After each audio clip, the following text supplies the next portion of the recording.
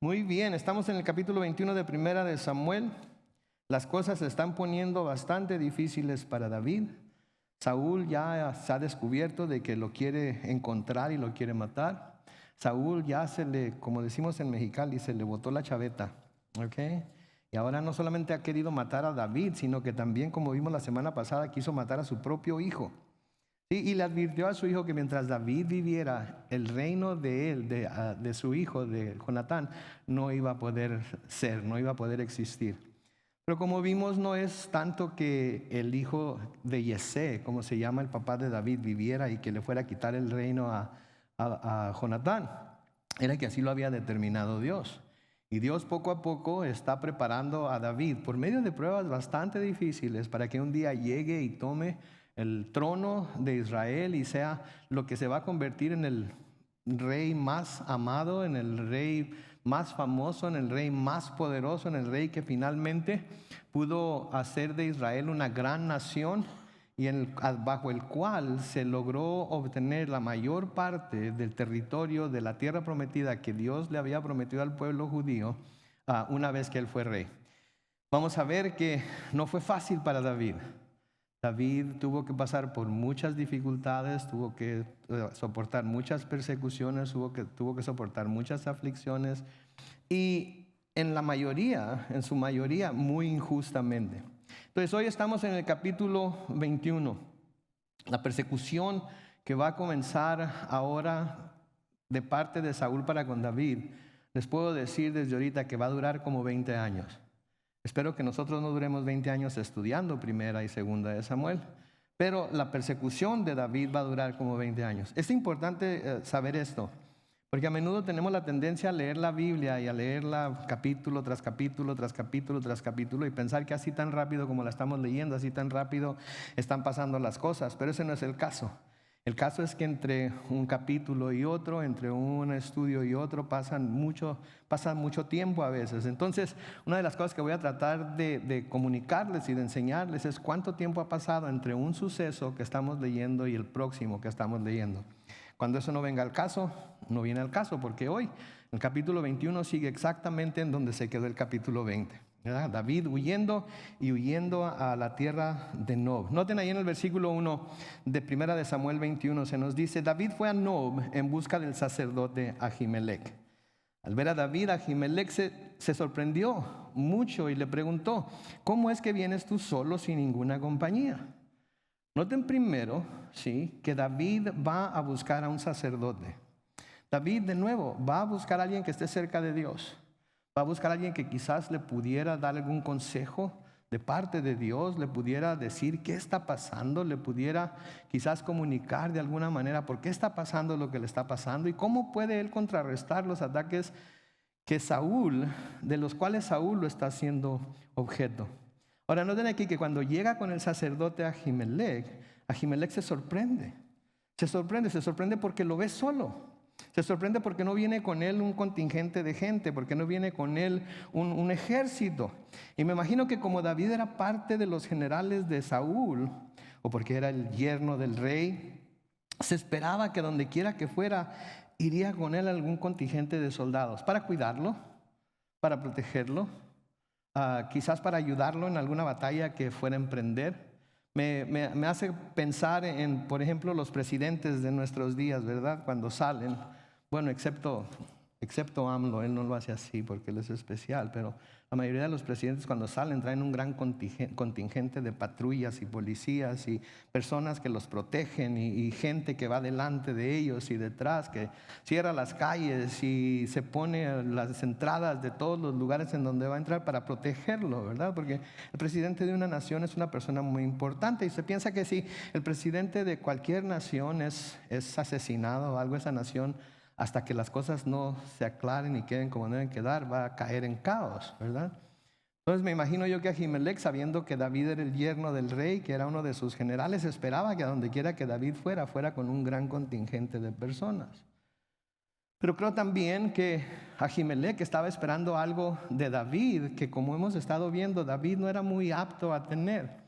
David, hemos estado viendo, era un hombre muy humilde. David, hemos estado viendo Inclusive cuando se le dijo que el rey estaba dispuesto a dar una de sus hijas en matrimonio a aquel que matara a Goliat, como lo hizo unos capítulos atrás, David no se consideraba como digno de ser el yerno del rey. Entonces podemos ver que David, porque venía de una familia bastante humilde, ¿sí? Era una persona humilde. Y no se sentía muy a gusto con todo el argüende que se le hace a la gente famosa. Pero la gente del pueblo de Israel sabía acerca de las hazañas que había logrado David y lo tenían en muy grande estima. Y creo yo que Ahimelech esperaba que David, por ser este gran personaje, ¿verdad?, iba a ser tratado como tal e iba a tener todas estas cosas a su disposición. En otras palabras, lo había elevado más de lo que David se había elevado a sí mismo. A menudo podemos poner a personajes, ¿verdad?, famosos, a personajes que han hecho grandes cosas. Como cristianos, a menudo podemos poner a personajes de la Biblia en pedestales. Y podemos llegar a verlos como seres sobrehumanos, solo porque han hecho grandes hazañas en el nombre del Señor. Tenemos esa tendencia como seres humanos. Conocemos algún pastor o conocemos de algún pastor que predica sermones muy poderosos, predica sermones que mueven el corazón de la gente. Inmediatamente la gente trata de elevarlos a un puesto que quizás el mismo pastor nunca ha estado esperando ser elevado, pero empiezan a elevarlos, empiezan a darles una posición en la iglesia y hasta en su propia vida que el pastor nunca debió haber tenido. Sí, que el pastor nunca se le debió haber dado. Porque en realidad al único que debemos de darle cuenta y al único que debemos exaltar por encima de todas las cosas es a Jesucristo.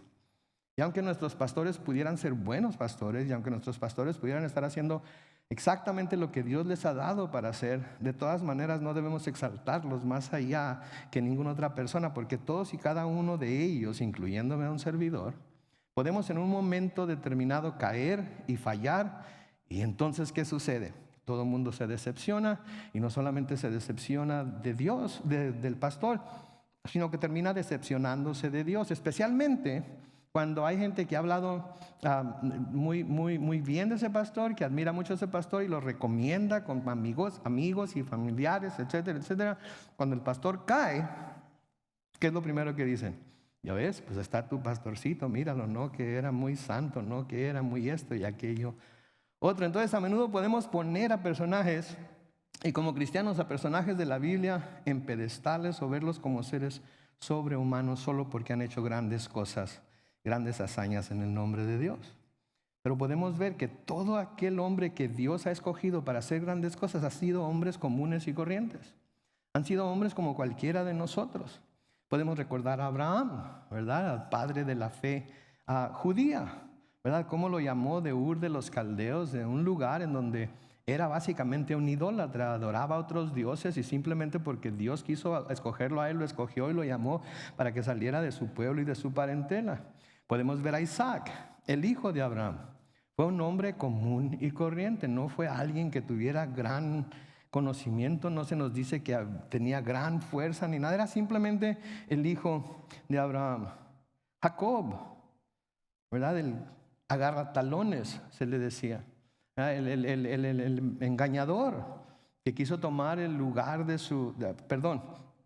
que su hermano quiso tomar el lugar suyo engañando a su padre, ¿verdad? Quiso tomar el lugar suyo agarrándose del talón, y Jacob quiso tomar el lugar de su hermano, la primogenitura de su hermano, llevándole el guisado que a su padre le gustaba tanto y cubriéndose el cuello y las manos con piel de cabra, porque Esaú era muy velludo y Jacob era lampiño, y por medio de engaños quiso obtener la primogenitura, la bendición de la primogenitura.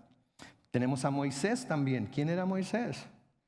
Moisés era alguien que le nació a un par de esclavos, ¿sí?, y que por la gracia de Dios fue puesto en una canasta en el río Nilo, y la hija de Faraón lo encontró y lo adoptó como si fuera de ella, y lo educó en las universidades de Egipto y le dio muchos privilegios que un esclavo no tendría. Sin embargo, cuando Dios lo llamó a liberar a su pueblo, fue un hombre común y corriente que hizo grandes cosas, pero era porque Dios estaba con él. Y cometió muchos errores también. Cometió muchos errores delante de Dios, tanto que Dios no le permitió entrar a la tierra prometida cuando los hijos de Israel llegaron a la tierra prometida, precisamente porque la había regado. Todos ellos tenían defectos. No fueron escogidos por Dios porque fueran perfectos o tuvieran en sí mismos la habilidad para hacer grandes hazañas. Dios los escogió a pesar, escuchen esto, a pesar de sus imperfecciones, y a pesar de sus imperfecciones hicieron grandes cosas por Dios, pero no ellos, sino Dios en y a través de ellos. Aquí en este capítulo que vamos a ver ahorita, vamos a ver también que David era uno de esos hombres imperfectos a quienes Dios escogió a pesar de sus imperfecciones. Y esto que vamos a ver aquí, esto que hizo David aquí, es uno de errores muchísimo más graves que el que va a cometer aquí David en este capítulo. Sin embargo, Dios lo escogió. ¿Por qué lo escogió Dios? Digo, cuando conocemos a David, ¿qué está haciendo David? Está en el campo cuidando las ovejas de su padre. Si no era tan alto y fuerte como había sido Saúl cuando se escogió a él como rey, no era de sangre azul, por así decirlo, ¿sí? Es más, era el más joven de una familia que ni siquiera lo tomaba en cuenta, ¿verdad? Entonces Dios lo escogió porque así es Dios. Digo, si les preguntara a ustedes, hermanos, hermanas, ¿por qué creen que Dios los escogió a ustedes? ¿Cuántos tendrían una lista muy grande de cualidades o atributos o dones o algo que pudieran decir, pues mira, me escogió porque yo soy muy inteligente, porque siempre me saqué 10 en matemáticas, porque leo la Biblia de día y de noche, ¿cuántos de nosotros pudiéramos tener una lista, ¿sí?, de cosas por las cuales Dios nos escogió a nosotros para ahora poder ser llamados hijos de Dios? Creo que si somos honestos, no teníamos nada que ofrecerle a Dios. Lo único que sucedió fue que llegó el momento en el que nos dimos cuenta que éramos pecadores, que necesitábamos un Salvador y que Él nos ofrecía salvación de nuestros pecados por medio de su Hijo Jesucristo, y dijimos, ok, lo entiendo, yo quiero ser salvo, por lo tanto pongo mi esperanza, pongo mi fe en tu Hijo Jesús, y gracias. Gracias por mostrarme tu gracia. Gracias porque tú me escogiste, soy salvo. No por nada que yo haya hecho, no por ninguna obra que pueda hacer aún. Soy salvo porque tú decidiste salvarme. Entonces vamos a ver aquí que David era uno de esos hombres imperfectos de los que mencioné y a quienes Dios escogió a pesar de sus imperfecciones. Noten cómo le responde David a Ahimelech en el versículo 2. David le respondió: el rey me encomendó un asunto importante. Me recomendó que nadie sepa a qué te envío ni cuál es tu misión, pero voy a encontrarme en cierto lugar con los hombres a mi cargo. Todos los que hemos estado siguiendo la historia, ¿cuánto de lo que dijo David ahí es cierto? Nada. Todo lo que dijo David, todo lo que le contestó ahí David a Ahimelech es una gran mentira. ¿Cómo se le llama a la persona que dice mentiras? ¿Y saben qué nos dice la palabra acerca de los mentirosos? Que no heredarán el reino de los cielos. Pero David era un mentiroso. El rey David era un mentiroso. Me acuerdo cuando yo estaba chico. Digo, chico todavía estoy, pero cuando estaba niño. Ok. Me acuerdo que mi mamá me hablaba de David y del niño David y de cómo con una honda y una piedra mató al gran gigante, etc. Y David era mi héroe. Era mi héroe. Llegué a la edad de adolescente y me aparté de los caminos de Dios, me aparté de la iglesia, no quería saber nada de ella, no leía mi Biblia, no tenía nada que ver con nada de la iglesia. Y después de algún tiempo el Señor me volvió a alcanzar, me di cuenta del gran error en el que estaba cometiendo y volví a los caminos de Dios. Me acuerdo que agarré mi Biblia de nuevo y empecé a leerla. Y llegué a la historia en la Biblia de donde habla del adulterio de David con Betsabé. Y luego, aparte de eso, leí acerca de cómo David básicamente mandó matar al esposo de Betsabé, Urías. Y me quedé asombrado. ¿Cómo es posible? Este no puede ser mi David, este no puede ser el David del que yo estudié en la escuela dominical, este no puede ser el David del cual me habló mi mamá tanto y me exhortó tanto que fuera como él. ¿Por qué me iba a exhortar mi madre que fuera como un adúltero? ¿Por qué me iba a exhortar mi madre que fuera como un asesino? Pero eso es lo que pasa cuando nosotros mismos en nuestra propia mente y en nuestro propio corazón exaltamos a hombres comunes y corrientes más allá de donde deben estar. Sí, lo hacemos todo el tiempo. Lo hacemos con nuestros padres, lo hacemos con nuestros hijos, lo hacemos con nuestros cónyuges. ¿Sí? Muy a menudo exaltamos a esas personas más allá de lo que se merecen ser exaltadas. Y no estoy diciendo que son malos ni nada de ello, pero tenemos que siempre estar conscientes de que si son seres humanos, en algún momento nos van a fallar. Padres, nuestros hijos nos van a fallar. Hijos, sus padres les van a fallar. Esposas, sus esposos les van a fallar. Esposos, sus esposas les van a fallar. Pueden ser las personas más lindas del mundo. Pueden ser las personas más bellas del mundo. Pueden ser las personas más buenas del mundo en su manera de verlos. Pero tarde o temprano les van a fallar. Me ha pasado con mi esposa. Y últimamente, ahorita que está enferma, a veces ve lo que hago, ve cómo lo hago. Y hoy se muere de amor por mí. Me dice gracias. Pero luego digo algo, o hago algo, o no hago algo que debo hacer. Y ay Dios, nada más tengo que verle el rostro, nada más tengo que ver los ojos, cómo me está viendo. Y sé que en ese momento, si tuviera una piedra en la mano, me la aventaría. ¿Por qué? Porque fallo. Trato de hacerlo todo bien, trato de hacerlo todo con amor, trato de hacerlo todo perfecto, especialmente ahorita que estoy enfermo, pero la riego. ¿Por qué? Porque soy un ser humano y los seres humanos la regamos. Entonces sí, David aquí está diciendo una sarta de mentiras. A David, Saúl no le encomendó ningún asunto importante. A David, Saúl no le dijo que nadie supiera a dónde lo había enviado, porque no lo había enviado a ningún lugar ni a ninguna misión. Y con David no iba nadie ni se iba a encontrar con nadie en ningún lugar. Todo lo que David dijo aquí eran mentiras. Sí, David fue con el sacerdote del Señor, pero no le mintió para protegerse a sí mismo. Le mintió para protegerse a sí mismo. ¿Y cuántos no haríamos nosotros mismos lo mismo? Para protegernos nosotros mismos si estuviéramos en la situación que David estaba. Ahora no se enojen conmigo, ¿ok?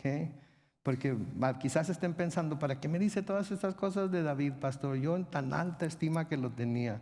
Pues para que se dé cuenta que David no era nadie especial. Era simplemente un hombre que era un hombre que se le llama según el corazón de Dios, que estaba dispuesto a amoldarse a lo que Dios quisiera que él fuera, aun cuando a veces se trataba de sufrir las cosas que tuvo que sufrir, ¿verdad? Entonces, quiero que se den cuenta de cómo Dios no nos presenta ni aun a sus más grandes héroes como hombres y mujeres perfectos. Y todas las religiones, todas las otras religiones, todos los otros libros religiosos quieren presentar a sus héroes como perfectos. Quieren presentar a sus héroes como dignos de ser escuchados. Quieren presentar a sus héroes como alguien que está por encima de todos, están en un nivel por encima de todos los demás. Por eso les llaman santos, por eso les llaman profetas, por eso les llaman sacerdotes, por eso les llaman tal o cual cosa, porque si están en esa posición están por encima de todos los demás y se enseñorean de todos los demás. Pero en la Biblia Dios no hace eso. En la Biblia Dios nos presenta hasta sus más grandes héroes como simples y sencillos hombres y mujeres que son imperfectos. Y no saben cuánto gusto me da esta verdad. A mí me da en lo particular muchísimo gusto darme cuenta de esta verdad. Porque al darme cuenta de esta verdad, yo me doy cuenta de que no tengo que ser perfecto para que Dios me pueda usar grandemente.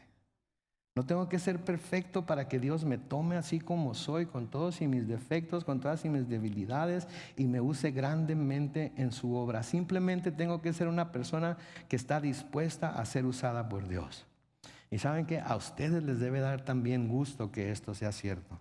Porque eso quiere decir que no importa de dónde vengan, no importa qué hayan hecho en su vida pasada, Inclusive no importa que ahorita como cristianos le hayan fallado a Dios en alguna situación o en alguna cosa. Si de todas maneras, si ustedes van delante de Dios, piden perdón por sus pecados, Él es fiel y justo para perdonarles sus pecados, limpiarlos de toda maldad y los puede usar grandemente. No tienen que tener el título de pastor, no tienen que tener el título de ministro, no tienen que tener el título de profeta, no tienen que tener el título de apóstol. Lo único que tienen que ser es seguidores de Jesucristo. Lo único que tienen que hacer es tener un corazón dispuesto a seguir lo que Él les dice en su palabra y a ser usados. A pesar de que a veces cuando nos llama para usarnos en su obra, esto nos cuesta de alguna manera, ¿sí? Porque vean a su alrededor a la gente que está con nosotros, ¿ok? Vean a su alrededor, ¿sí? Pablo les escribe a los corintios y les dice esto en 1 Corintios capítulo 1, comenzando con el versículo 26. Noten lo que les dice, Corintios 1, 26. Les dice, consideren, hermanos, su llamamiento. No muchos de ustedes son sabios, según los criterios humanos, ni son muchos los poderosos, ni muchos los nobles, que quiere decir no hay muchos de sangre azul entre ustedes.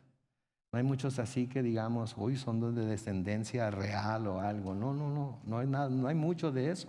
Note que dice que no hay muchos, lo que quiere decir que había uno que otro, pero que no había muchos. Versículo 27 dice, sino que Dios eligió, ¿a quiénes? Lo necio del mundo. ¿Para qué? Para avergonzar a los sabios. Y lo débil del mundo, para avergonzar a lo fuerte. También Dios escogió lo que... ¿Qué dice? No dice ahí nada. ¿Por qué no dice nada? 1 Corintios 1, 28, ¿no está ahí? Ok, parece ser que me faltó. Vean en su Biblia. También Dios escogió lo vil del mundo. ¿Alguna vez le han dicho que es algo vil usted?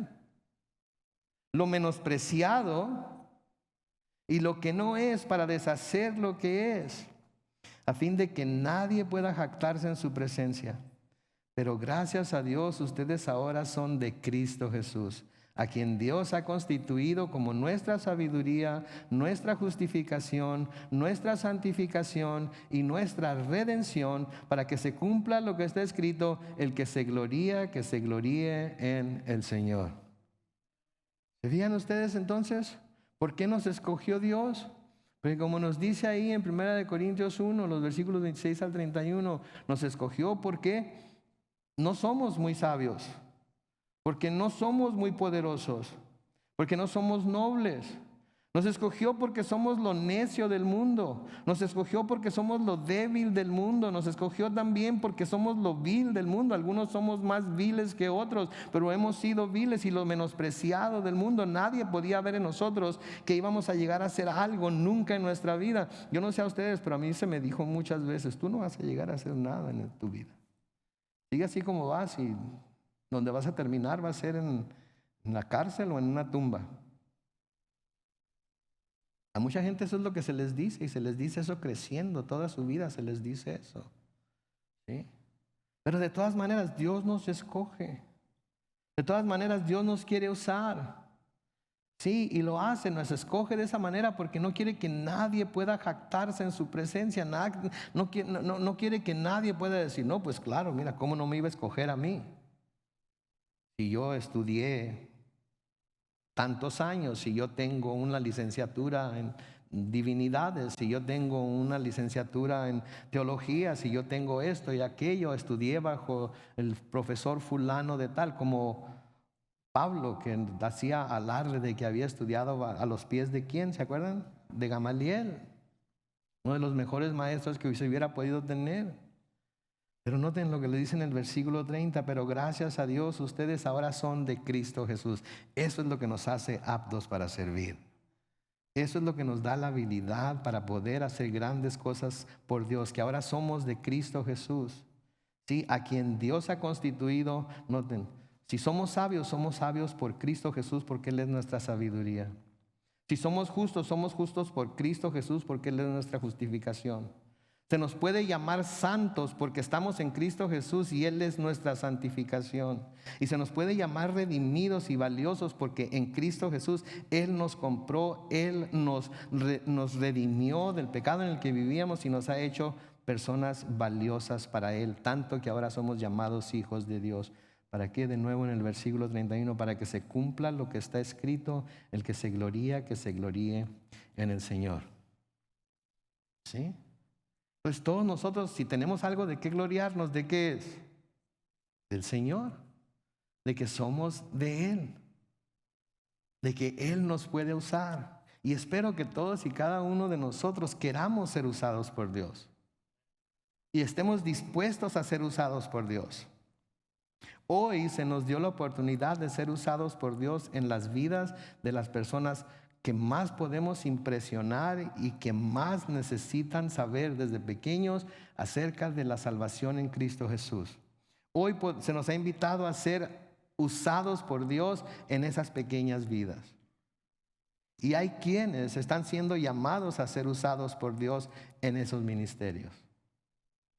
La pregunta es si vamos a dar excusas de que pues no tengo la instrucción, de que no tengo la experiencia, de que no tengo esto, de que no tengo el otro, o vamos a decir yo soy de Cristo y en Cristo tengo lo necesario para servir y ser y hacer lo que Él me está llamando a hacer. ¿Sí? Ahora, hay algo aquí que debo decir, que desafortunadamente nuestras imperfecciones no nos van a dejar sino hasta que estemos en la presencia del Señor transformados completamente a su imagen. Así es que si estamos esperando ser mejores cristianos antes de permitir que Dios nos use, si estamos esperando ser mejores cristianos antes de enseñar a los niños, si estamos esperando ser mejores cristianos antes de estar aquí al frente cantando, si estamos esperando ser mejores cristianos para poder servir en la iglesia, ¿saben cuándo vamos a llegar a ser mejores cristianos o lo suficientemente buenos cristianos para hacer cualquiera de esas cosas? Nunca. Lo que quiere decir que ¿cuándo nos va a usar Dios entonces? Nunca, hasta que no estemos dispuestos. Hasta que no estemos dispuestos a dar ese paso de fe y decir, ok, Señor, aquí estoy, úsame como y donde tú quieras. ¿Sí? Y mientras tanto vamos a ver a otros ser usados por Dios, vamos a ver a otros manifestar la gloria de Dios, vamos a ver a otros, ¿sí?, ser exaltados por Dios, por su servicio, y nosotros vamos a estar ahí quietecitos, bonitos, sin nunca poner y ni arriesgar nada. ¿Por qué? No estamos dispuestos. ¿Sí? Es que nunca vamos a llegar a la perfección mientras estemos aquí en la tierra. Pero un día vamos a llegar a ser perfectos cuando estemos en la presencia de Dios. A ver si encuentran esta Filipenses capítulo 3, los versículos 13 al 14. Pablo aquí habla de un día llegar a la perfección. Noten Filipenses 3, versículos 12 al 14. Nos dice, no es que ya lo haya alcanzado, ni que ya sea perfecto, sino que sigo adelante por ver si logro alcanzar aquello para lo cual fui también alcanzado por Cristo Jesús. Hermanos mismos, yo no pretendo haberlo alcanzado ya, pero una cosa sí hago. ¿Qué hace? Me olvido ciertamente de lo que ha quedado atrás y me extiendo hacia lo que está delante. Prosigo a la meta, al premio del supremo llamamiento de Dios en Cristo Jesús. Vean, se olvida de lo que quedó atrás. Ya no soy lo que era antes. Ya no tengo ese problema. Ahora soy de Cristo Jesús. Él tiene un llamamiento sobre mi vida y olvidando todo lo que ha quedado atrás, ahora me extiendo hacia lo que tengo delante de mí y prosigo a la meta, al premio del supremo llamamiento de Dios en Cristo Jesús. Primero el servicio de Pablo a Cristo mientras estaba acá en la tierra. Y luego el sublime llamamiento de un día ser igual que Cristo en el cielo con Él por toda la eternidad. Y entonces nunca debemos dejar que las imperfecciones que sabemos que hay en nosotros ahora, las imperfecciones que ahora exhibimos en nuestra debilidad humana, nunca debemos dejar que nos estorben para servir al Señor. Nunca debemos dejar que nos estorben para permitir que Dios haga grandes cosas en y a través de nosotros. ¿Sí? En 1 Corintios capítulo 15, Los versículos 9 y 10 dice: a decir verdad, yo soy el más pequeño de los apóstoles. Note cómo está hablando aquí Pablo acerca de sí mismo. A decir verdad, yo soy el más pequeño de los apóstoles. Y noten, y no soy digno de ser llamado apóstol porque perseguía la iglesia de Dios. Pablo está hablando aquí de lo que había sido antes de Cristo. Y está diciendo que a pesar de que todo lo que ha hecho, él es el más pequeño de los apóstoles. Y es más, no es digno de ser llamado apóstol porque persiguió a la iglesia. Noten el versículo 10: pero por la gracia de Dios soy lo que soy, y su gracia para conmigo no ha sido en vano, pues he trabajado más que todos ellos, hablando de todos los otros apóstoles que se conocían en ese tiempo, aunque no lo he hecho yo, sino la gracia de Dios que está conmigo. Entonces Pablo aquí está reconociendo: no soy digno de ser llamado apóstol. Es más, si me quieren llamar apóstol, digan que soy el más pequeño de todos ellos, porque todos ellos merecen estar por encima de mí, sí, por lo que fui antes. Pero ¿saben qué? Eso no me estorba para trabajar más que todos los demás apóstoles. Pero debo reconocer que no soy yo, sino la gracia de Dios en mí. Entonces, ahí tenemos la promesa de que cuando nos damos a la tarea de servir al Señor y cuando nos damos a la tarea de dejar que Él nos use grandemente, no vamos a hacer nosotros lo que lo va a hacer. ¿Qué va a hacer? ¿Quién lo va a hacer? La gracia de Dios en nosotros. ¿Cuántos queremos más gracia de Dios? Levanten la mano todos los que quieran más gracia de Dios. Entonces entréguense a hacer lo que Dios los ha estado llamando a hacer todo este tiempo, pero que no han tenido el valor o no han tenido la visión o creen que no tienen la habilidad para hacerlo. Porque ninguno de nosotros tiene el valor al principio para hacer lo que Dios nos llama a hacer. Porque ninguno de nosotros tiene la visión al principio para hacer lo que Dios nos llama a hacer. Y más que todo, ninguno de nosotros tiene la habilidad para hacer lo que Dios nos llama a hacer. Él tiene que habilitarnos por medio de su gracia y su Espíritu Santo. Y cuando lo hacemos, nos damos cuenta que no es por nada que nosotros tengamos para ofrecer. Es porque Dios nos ha llenado de su gracia y de su Espíritu, y entonces se manifiesta en nosotros.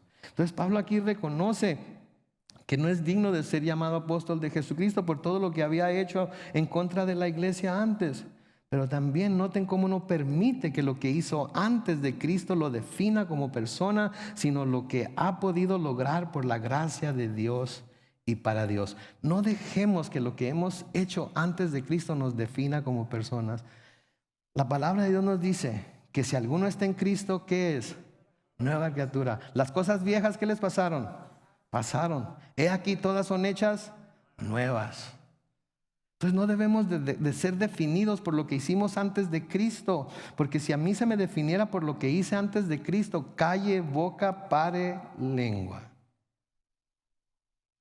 Pero lo que me define a mí es lo que Cristo ha hecho en mí, conmigo, a través de mí, siempre recordando que soy un hombre común y corriente, que lo que hace lo hace por la gracia y el Espíritu de Dios, y que en cualquier momento, si no me cuido, puedo caer en los mismos errores que cayó David.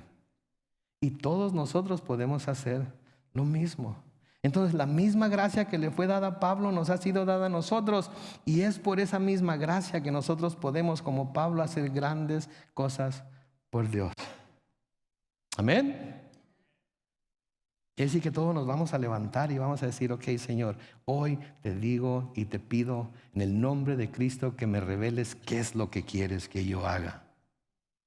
¿En dónde está mi nod? ¿A dónde quieres que vaya y qué quieres que haga?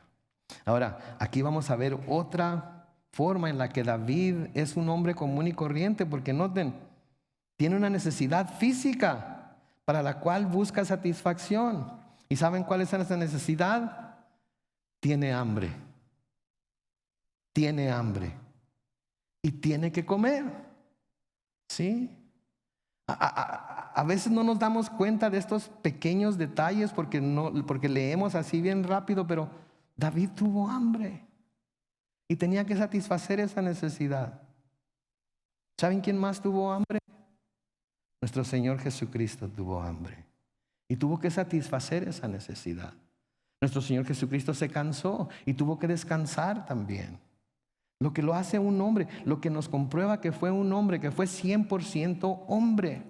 Y aun cuando tuvo la oportunidad de alimentarse sobrenaturalmente, no lo quiso hacer porque ese no era el plan de Dios. Y todo lo que soportó aquí en la tierra lo soportó como hombre. Entonces David tenía hambre y tenía que satisfacer esa hambre. Noten el versículo 3. Ahora dime, David hablándole a Ahimelech, si tienes algo a la mano para comer, dame unos 5 panes o lo que tengas. Versículo 4 dice, el sacerdote le respondió, no tengo a la mano pan común, solo tengo pan consagrado, te lo puedo dar si es que tú y tus hombres no han tenido relaciones sexuales con ninguna mujer. Aquí vamos a hablar de 2 cosas. El pan consagrado, este era un pan que era hecho diariamente, que tenía que estarse constantemente cambiando, que se ponía sobre una mesa que se llamaba la mesa de la preposición, ¿sí? Y que era única y exclusivamente para el tabernáculo y que nadie podía comer excepto los sacerdotes. Y tenían que comerlo siempre y cuando estuvieran ceremonialmente limpios. Y en ese tiempo, tener relaciones sexuales con su esposa, eso los hacía impuros. Entonces tenían que lavarse de cierta manera, bañarse de cierta manera, cambiarse las ropas, etcétera, etcétera. Y entonces podían, una vez ya purificados por medio de los lavamientos ceremoniales y todo eso, entrar al tabernáculo de Dios y podían entonces participar de estos panes. Ahora recuerden, David está solo. No hay nadie que está con David. Y lo que el sacerdote Ahimelech le dice aquí es, ¿sabes qué? Me gustaría darte algo de comer, pero no tengo ningún pan común que te pueda dar. Todo este pan está consagrado. Ahora, porque lo vamos a cambiar y vamos a poner pan fresco y vamos a quitar este pan de la mesa, te lo podría dar, pero siempre y cuando tus hombres y tú estén ceremonialmente limpios. ¿Sí? Ahora, debemos prestar atención a esto. Porque aquí el sacerdote iba a hacer algo que no debería haber hecho nunca. Aquí el sacerdote iba a hacer algo que le estaba completamente prohibido. Es muy importante que nos demos cuenta de eso, que esto estaba completamente prohibido. Estos panes que estaban en esta mesa, ¿sí?, que debían ponerse diariamente en esa mesa dentro del tabernáculo, como les dije, eran únicamente para los sacerdotes. En Levítico capítulo 24, los versículos 5 al 9, es cuando le da las instrucciones el Señor al pueblo de Israel, a Moisés, para que se las dé al pueblo de Israel de lo que deben hacer. Noten, Levítico 24, 5, tomarás flor de harina y con ella harás 12 tortas, cada una con 4 litros de harina. Las pondrás en mi presencia sobre la mesa de oro puro en 2 hileras de 6 panes cada una. Versículo 7, sobre cada hilera pondrás también incienso puro que aromatizará el pan como ofrenda encendida en mi honor. Se trata de un pacto perpetuo. Todos los días de reposo sin falta Aarón podrá el pan en orden delante de mí de parte de los hijos de Israel. Este pan será, noten, para Aarón y sus descendientes por derecho perpetuo. Deberán comerlo en un lugar santo, porque de las ofrendas encendidas en mi honor, esta es una ofrenda, noten que dice ahí, muy santa. Entonces, esto era algo serio. Esto era algo que no se podía simplemente así, son panes viejos, ¿verdad? Como cuando va uno ahí al González Market y ponen las conchitas como a $2 por dólar, porque ya, si no las venden, las van a tirar. No, este era pan sagrado. Este era únicamente, se lo podía comer el sacerdote, tenía que estar ceremonialmente limpio. Era algo serio delante de Dios. Y aquí el sacerdote se lo está ofreciendo a David, siempre y cuando él y sus hombres, que no había ningunos hombres, estuvieran ceremonialmente limpios. Noten el versículo 5. Y David le respondió, no te preocupes por eso, pues desde hace 3 días hemos estado alejados de ellas. Sigue mintiendo. Note que dice hemos, no dice he estado, hemos estado, mis hombres y yo, cosa que no había ningunos hombres con él. Aunque esta misión no es muy importante, cuando yo salí, mis hombres ya se habían purificado. Sigue echando mentiras. ¿Se dan cuenta? Quiero que se den cuenta de eso. Sí, quiero que se den cuenta de eso. Versículo 6. El sacerdote le dio entonces los panes consagrados que ya habían sido retirados de la presencia del Señor y cambiados por panes calientes de ese mismo día. Noten de nuevo, el pan de la proposición siempre debía ser fresco, tenía que estar caliente. Ahimelech le daría a David entonces el pan viejo, ¿sí? Los cuales habían sido quitados delante de la presencia de Dios para poner panes calientes en el día que aquellos fueron quitados. Pero aún así Ahimelech sintió que tenía que asegurarse que cuando menos, sí, porque David no era sacerdote, que cuando menos David y sus hombres que supuestamente estaban con él estuvieran ceremonialmente preparados para consumir los panes. Al darle el pan a David, Ahimelech rompió con una, y escuchen esta palabra, tradición sacerdotal, pero no con la palabra de Dios. Esta era una tradición sacerdotal, pero no era la palabra de Dios. Y ahorita van a ver por qué. Él entendió, ¿sí? Ahimelech entendió que la necesidad humana era más importante que la observancia levítica. ¿Escucharon eso? Ahimelech entendió que la necesidad humana era más importante que la observancia levítica. En otras palabras, la necesidad del ser humano es más importante que la religión. ¿Sí? A menudo ponemos la religión por encima de todas las cosas. A menudo ponemos nuestros deberes religiosos por encima de las necesidades de otras personas. Y el Señor Jesucristo reprendió mucho a los sacerdotes y a los fariseos y a todos ellos, especialmente cuando se trataba de cuidar de sus padres. Porque ¿se acuerdan cómo los reprendió? Les dijo, ustedes no ayudan a sus padres económicamente porque dicen, no, este dinero es ofrenda para el Señor. ¿No te puedo dar la ofrenda para el Señor? Y dejaban a sus padres sin ayuda. Y se respaldaban con que era ofrenda para el Señor. Mucha gente malentiende. Y se vuelve gente religiosa, que sacrifica a veces el bienestar de su familia por cumplir con su deber religioso. ¿Sí? Va alguien y le pide prestado, porque tiene una gran necesidad, está enferma su esposa, está enferma su mamá, está enfermo un hijo y le piden prestado. Y cómo me gustaría prestarte, pero lo único que tengo es el diezmo. Y yo soy diezmador, pero de ley, aunque no lo sean.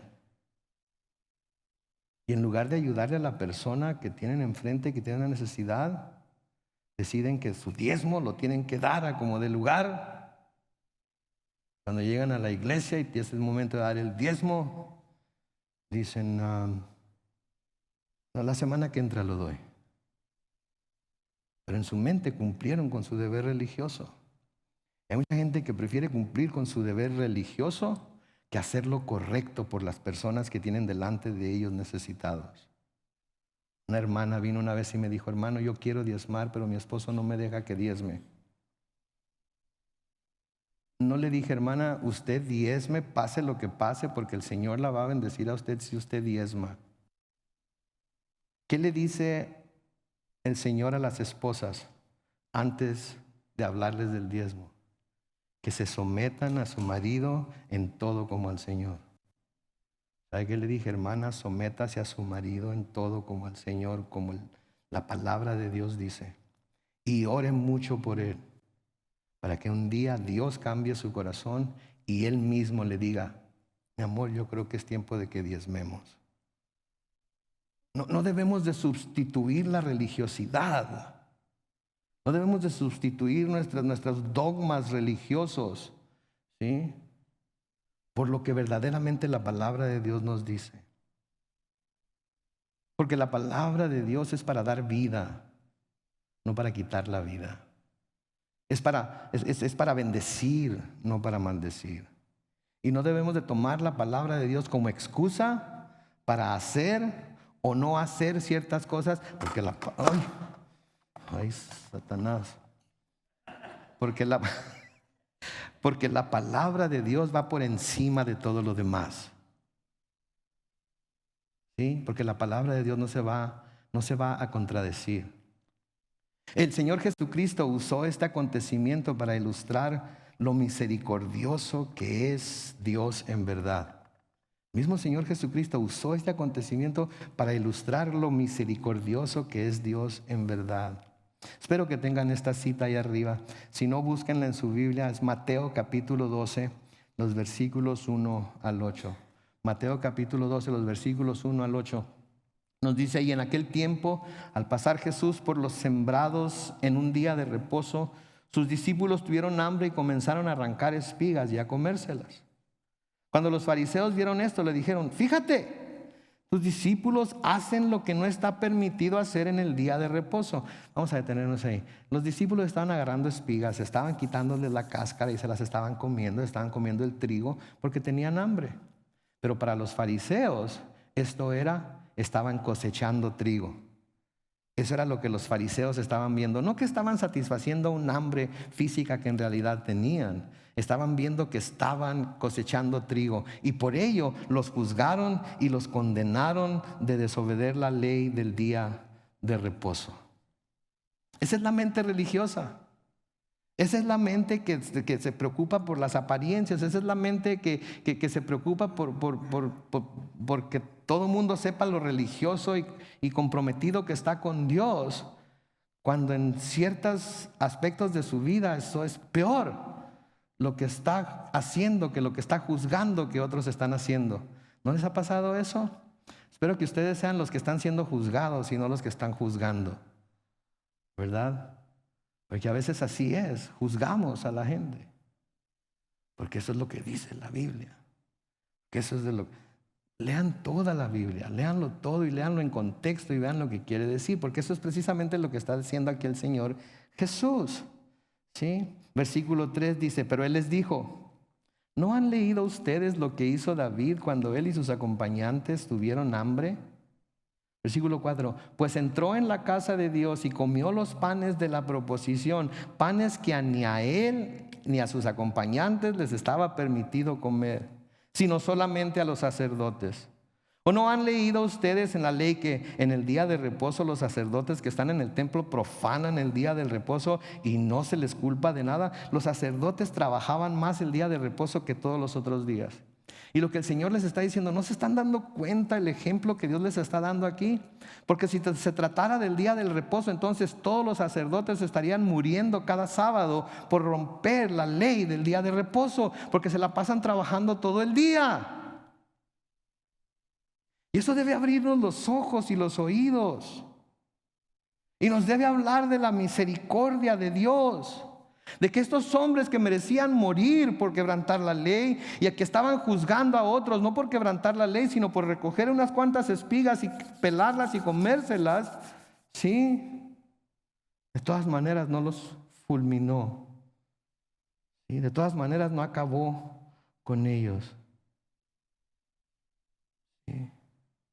En el versículo 6, noten lo que les dice: pues yo les digo que aquí está uno mayor que el templo. Si ustedes supieran lo que significa misericordia quiero y no sacrificio, no condenarían a los inocentes, porque el Hijo del Hombre es Señor del día de reposo. ¿Se fijan lo que les está diciendo aquí? Sí, el Señor dijo que no se trabajara en el día de reposo, pero los sacerdotes trabajan cada día del reposo y no les pasa nada.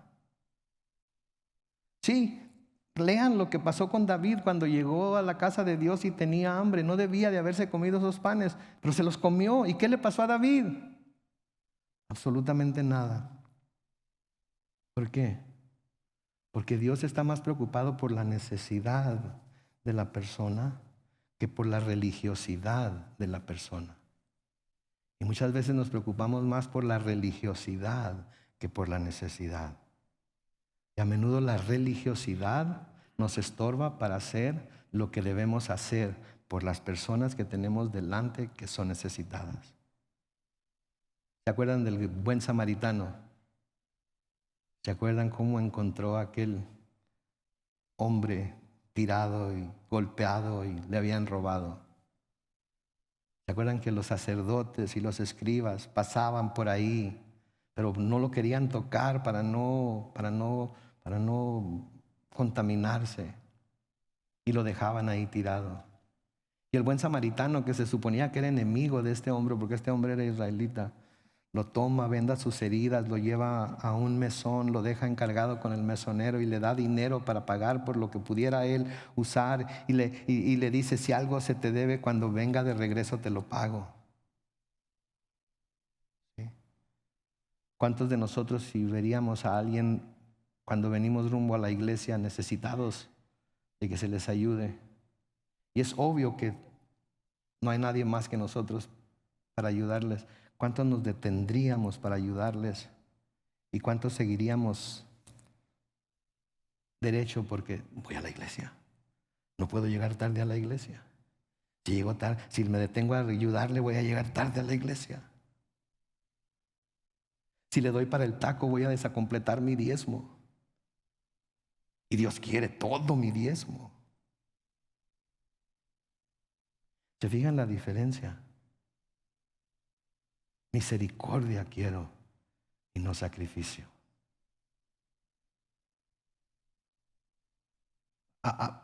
Apliquen el espíritu de la ley, no la letra de la ley, porque la letra de la ley mata.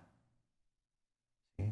Pero en el espíritu de la ley, Señor, te quiero obedecer, pero esta persona tiene necesidad, así es que voy a compartir con ella y Señor, según tú me sigas bendiciendo, yo voy a bendecirte también a ti. Señor, no quiero llegar tarde a la iglesia, pero esta persona me necesita ahorita. Me voy a detener y le voy a ayudar. Perdóname, Señor. Déjale saber al pastor por qué voy a llegar tarde para que no me vaya a tirar una pedrada detrás del púlpito la próxima vez que predique acerca de llegar tarde o no.